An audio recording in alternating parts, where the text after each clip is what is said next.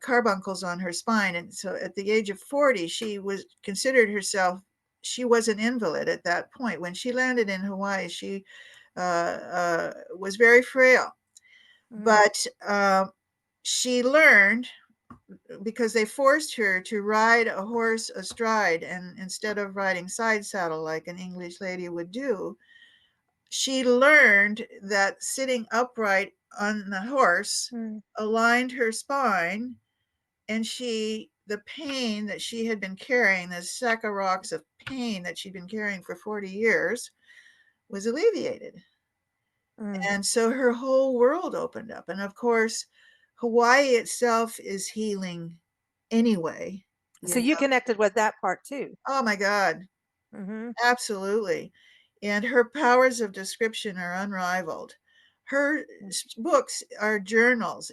They're not novels, and she doesn't use writing techniques, dramatic writing techniques. It's just she wrote letters to her sister Henrietta, Mm. and in these letters she would describe her day and the way it was in 1872 when she was Mm. there for 6 months.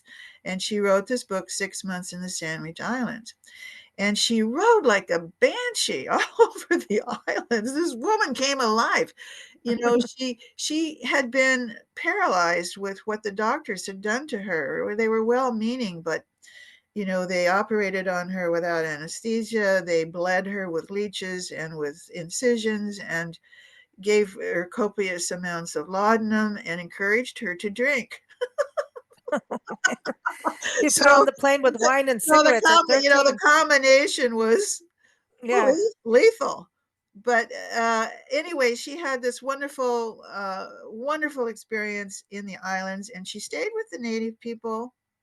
And she went down into Waipio Valley, and she stayed down there, and she was an honored guest.